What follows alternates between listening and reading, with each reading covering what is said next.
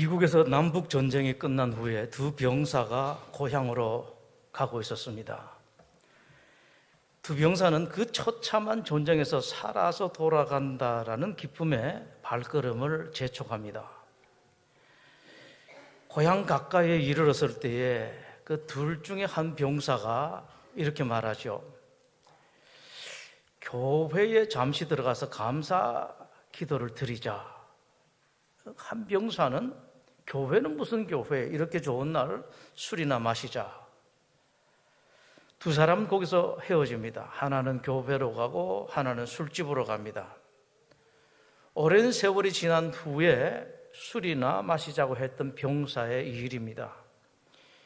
고향에 돌아간 뒤로 술로 세월을 보내다가 알코올 중독자가 됩니다. 그러다가 범죄자가 되어서 감옥에 갇힙니다. 감옥에 갇힌 이 사람이 어느 날 감옥 속에서 신문을 보다가 깜짝 놀랍니다. 신문에 대문짝만하게 실린 미국 제22대 대통령으로 당선된 사람 얼굴 이름 때문입니다. 클리브랜드. 오래전 자기와 함께 남북 전쟁 참전했던 전후 전쟁 후 고향으로 돌아가다가 고향 가까이에서 교회로 들어가 감사 기도 드리겠다고 헤어진 그 친구였습니다. 예수님께서 예루살렘 가시는 길에 어느 마을을 지나갈 때에 10명의 나병 환자들이 예수님 멀리서 보고 소리 지릅니다. 자기 나병 고쳐달라고 소리 지르는 것입니다. 오늘 12절 말씀에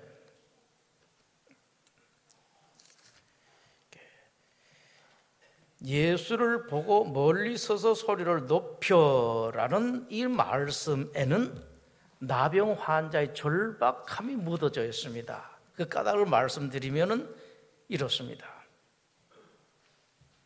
나병 환자들은 일반인들 가까이 오지 못합니다. 가까이 법으로 정했기 때문에 그러다가 또 벌을 받게 되죠. 저 멀리서 소리를 지르는데 나병 환자는 여러분 아시는 것처럼 겉으로 드러난 부분부터 자꾸 썩어져 들어갑니다. 코가 그리고 귀가 썩어 들어가고 목이 썩어 들어가요. 성대가 빨리 무너집니다. 소리가 나오질 않습니다. 보통 말하기도 어려운데 큰 소리 치기는 너무 어렵다는 것을 여러분 충분히 아실 수가 있습니다. 그런 나병 환자들이 예수님을 보자 큰 소리로 외쳐서 부탁을 드립니다. 아주 절박하죠. 실제로 그렇습니다. 얼마 전에도 이 앞에 게시된 것을 여러분 보셨습니다만 정말로 딱해요. 그 이분들의 간절한 호소 예수님께서 즉시 치료해 주십니다. 낫기는 천천히 나았습니다만 즉각 예수님 그 자리 치료해 주십니다.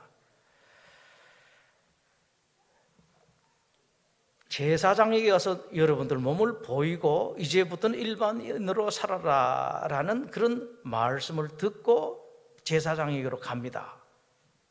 가는 중간에 기적이 일어납니다. 나병이 다 나았습니다. 이제는 나병 환자는 끝이고 지금부터는 일반인입니다. 이제 제사장에게 당신네들은 일반인입니다 라는 그런 공표만 선언만 받으면 됩니다. 그 뒤에 나병이 다 낫고 제사장으로 갔던 나병 환자 10사람 중에 한 사람이 예수님께 돌아왔습니다. 예수님 발 앞에 엎드려서 감사를 드립니다. 고맙습니다. 인사를 하죠. 그 인사를 받으시고 난 뒤에 예수님께서 하신 말씀 17절의 말씀입니다. 10사람이 다 깨끗함을 받지 아니하였느냐? 그 9은 어디 있느냐? 이 이방인 외에는 하나님께 영광을 돌리러 돌아온 자가 없느냐라고 말씀하신데 이 말씀을 가지고 예수님께서는 아주 중요한 말씀을 하십니다.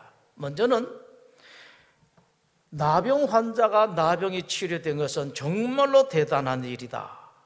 나병 환자로서는 그것보다 더 좋은 일이 없을 것이다. 그러나 나병 난 것이 놀라운 선물은 될 수 있겠지만 그것이 최고의 복은 아니다라는 말씀입니다. 너무 중요한 말씀. 나병 환자들은 지금 이것만 나으면 다 끝나는 것 같습니다. 경제 문제 걸려있는 사람, 그것만 끝나면 다 해결이 다 되는 것 같습니다. 자식 문제 걸려있던 사람, 자식 곧 문제만 끝나면 다 끝날 것 같습니다. 예수님 말씀하십니다. 그게 아니다라고 말씀을 하십니다. 그게 최고의 복이 아니라는 말씀입니다. 입시철입니다. 내가 소원하던 대학에 들어가기만 하면은 다 끝날 것 같습니다. 천만에요, 여러분. 아무것도 아니면 그 시작일 뿐입니다. 중한병을 나왔으면 그걸로 다 끝날 것 같습니다. 아닙니다. 대단히 기쁜 일입니다만은 그것이 그대로 행복이 되는 것은 아닙니다. 예수님께서 이것을 말씀을 하십니다. 두 번째 하시는 말씀, 그런 놀라운 선물을 받았을 때에 그것을 받는 것보다 더 중요한 것이 있다. 그것은 그 선물을 가지고 최고의 복을 만들어야 한다라는 사실, 이것을 말씀을 합니다. 만약에 놀라운 선물을 받고서도 그걸 가지고 최고의 선물, 최고의 행복을 만들지를 못하게 되면은 그건 여러분, 복이 아니라 저주거리, 화학거리가 될 수가 있습니다. 불행의 씨앗이 될 수가 있습니다. 그래서 무슨 놀라운 선물 받았다고 그거 가지고 다 끝난 것처럼 생각하고 잘못하면은 큰일 나도록 되어 있습니다. 세 번째 말씀합니다. 그러면은 최고의 복은 무엇인가? 그것은 구원이다라고 하시는 말씀이 오늘 본문의 말씀입니다. 나병 환자 10명이 다 놀라운 선물을 받았다. 그러나 그중 9명은 선물 받은 것만으로 끝나고 말았다. 최고의 복인 구원까지는 받지를 못했다. 최고의 복, 구원까지 받은 사람 단 한 사람, 사마리아 사람뿐이었다라고 말씀을 하십니다. 여기서 그럼 우리는 확인을 다시 한번 해야 할 필요가 있습니다. 예수님께서 그렇게 최고의 복이라고 말씀하시는 구원, 우리가 이미 그 구원이란 어떤 것인가 너무 잘 알고 있다고 생각하는 그 구원이 과연 우리가 생각하는 것과 똑같은가 확인할 필요가 있습니다. 구원이란 무엇인가? 첫 번째는 우리가 일반적으로 알고 있는 것입니다. 영생입니다. 영원한 생명이죠. 이 세상을 살다가 죽은 뒤에 그것으로 끝나는 것이 아니라 영원토록 살아가는 것이다. 근데 영원토록 살아가는데 이 세상에서 살던 그 모습의 연장이 아니라 이 세상의 것과는 비교도 되지 않는 최고의 아름다움과 즐거움과 그리고 평화가 있는 행복한 삶이다. 이것이 구원의 첫 번째 의미입니다. 그러나 여러분, 우리가 알고 있는 구원의 첫 번째 의미 이후에 하나 더 있습니다. 그것은 죽고 난 뒤뿐만 아니라 죽기 전에 이 세상에 사는 동안에 진정한 행복을 누리는 것, 이것이 구원입니다. 이 둘 다 있어야 완전한 구원이에요. 죽고 난 뒤에 그때만 우리가 최고의 행복 누리는 것, 이것만이 구원이 아닙니다. 이 땅에 사는 동안에도 마찬가지입니다. 그것을 누리는 것이 구원입니다. 예수님께서 그 말씀을 하실 때에 그 9은 어디 있느냐라는 말씀을 들여다보고 또 들여다보면은 그 말씀에 예수님의 씁쓸함을 느낄 수가 있습니다. 하나의 탄식이죠. 이런 탄식입니다. 구원을 받지 못한 9명에 대한 탄식입니다. 나병이 나았다고 그걸로 다 끝나는 것이 아닌데 예수님 이 탄식이에요.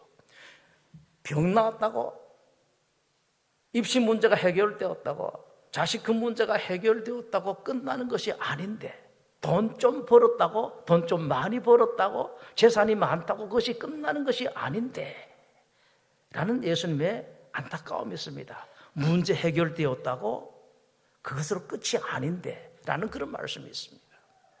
두 번째는 감사하는 사람이 너무 없는 것을 탄식합니다. 그런 은혜를 받고서도 10명 중 9명은 감사가 없구나. 참 사람들이 좀 심하지 않느냐라는 그런 말씀입니다. 오늘날에도 똑같을지 모릅니다. 감사할 조건이 충분히 됩니다 불구하고 한 사람 정도는 감사를 합니다만 열의 9은 감사가 없더라. 예수님이 탄식이 있습니다. 세 번째, 다른 사람들보다 더 감사해야 할 사람들, 다른 사람들보다 더 많이 받은 사람들이 오히려 더 감사하지 않는구나 라는 탄식입니다. 감사로 온 한 명은 당시 사람 취급받지 못하던 사마리아 사람입니다. 10명 중 감사할 조건으로 따진다면 가장 좋은 사람입니다. 예수님이 이렇게 말씀하십니다. 정말로 감사해야 할 사람들, 그 누구보다도 크게 감사해야 할 사람들은 감사하지 않는구나. 여기서 우리가 알 수 있죠. 사람들이 아무리 대단한 은혜를 받아도, 아무리 큰 복을 받고 선물을 받아도 감사하고 감사하지 않는 것, 거기에 따르는 것이 아니다라는 말씀입니다.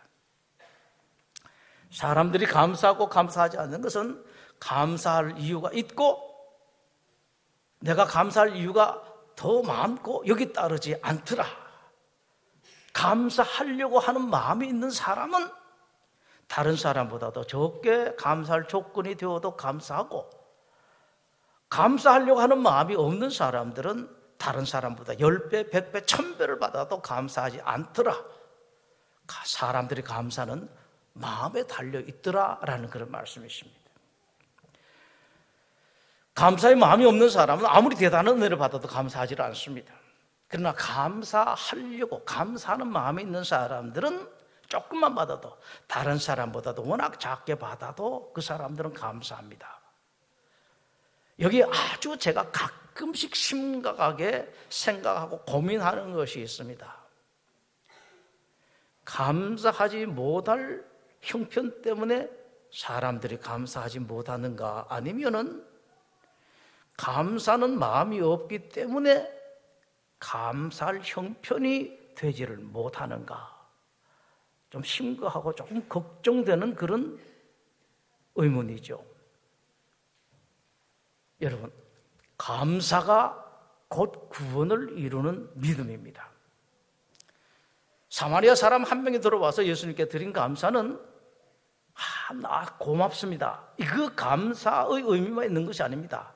예수를 믿는 믿음이 이 한 사람에 있었다라는 것을 증명해 주는 것입니다. 예수님, 당신께서 나를 나병에서 구원해 주셨습니다.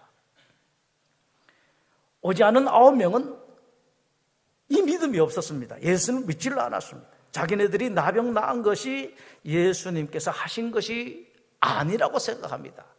자기네들 나병 나은 것이 예수님과 관계없는 것이라고 생각을 합니다. 감사가 없는 것은 나는 감사할 이유가 없다, 받은 것이 없다는 그런 말이 됩니다. 반대로 감사한다라는 것은 감사할 이유가 있다, 받은 것이 있다라는 것을 인정하는 것입니다. 예수님께서 내 믿음이 너를 구원하였다라고 말씀하신 이유가 바로 그것입니다. 자네가 나병 나았다고 나에게 찾아와서 감사하는 그것이 곧 믿음이고, 그 믿음이 자네를 구원했다라는 말씀이십니다. 우리는 감사하면 그저 좀 기분 좋고 내가 감사하고 뭐 조금 하나님께 선물 드리고 이것으로 끝나는 것 같습니다만, 감사는 이렇게 깊은 의미가 들어있습니다. 감사가 곧 구원을 이루는 믿음이다. 감사 없는 사람은 겉으로는 어떨지 몰라도 구원을 이루는 믿음이 없을 수도 있다. 즉 구원이 아직 아닌 사람일 수도 있다라는 그런 말씀입니다. 여러분이 감사하면 하나님께서 행복하십니다. 그러나 거기에는 대단히 중요한 한 원리가 따릅니다. 하나님께서 행복하시면 곧 여러분들이 행복하게 됩니다. 이 중요한 원리가 있습니다. 감사하는 사람은 기어코 감사할 상황이 생기고 맙니다. 다른 말로 하면은 하나님은 감사하는 사람에게 감사할 일을 더 주십니다. 오래전 독일에서 있었던 이야기입니다. 어느 해 극심한 흉년이 들었습니다. 많은 사람들이 굶주리게 되었습니다.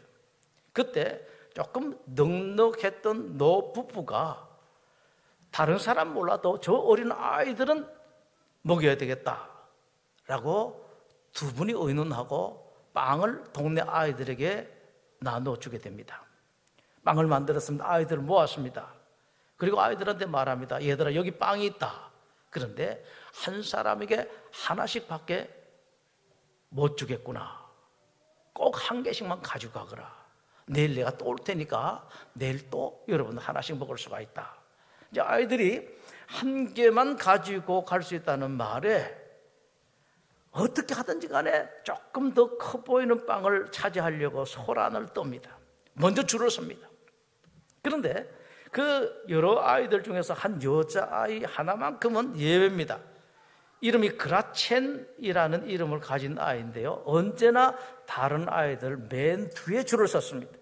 그렇기 때문에 그라첸에게 돌아가는 빵은 항상 제일 작은 빵이었습니다.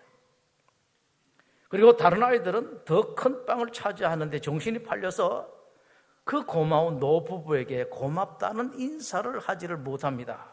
그런데 그라첸은 제일 작은 빵을 받으면서도 언제나 잊지 않고 노부부에게 깍듯하게 고맙습니다, 감사합니다라는 인사를 합니다. 어느 날 그라첸은 그날도 맨 끝에 줄을 섰습니다. 그리고 그날 그라첸이 받은 빵은 다른 날보다 유난히 더 작았습니다. 그럼에도 불구하고 다른 아이들은 이 노부부에게 감사 인사를 하지 않는데 그라첸만은 여전히 와서 고맙습니다, 공손하게 마음 깊은 곳으로부터 인사를 합니다. 이 그라첸이 그 빵을 가지고 돌아와서 빵을 먹으려고 하다가 깜짝 놀랍니다. 씹었는데 빵 속에 딱딱한 물건이 들어있습니다. 보았더니만 빵 속에 금돈이 들어있었습니다. 거기에 쪽지가 하나 있었습니다. 이것은 너처럼 감사하는 사람을 위해서 우리가 마련한 선물이란다. 여러분, 우리 일어나서 같이 노래하십시다. 주보 맨 뒤에 있는 이것을 신앙 고백하시는 마음으로 또 감사하는 마음으로 함께 노래하도록 하겠습니다.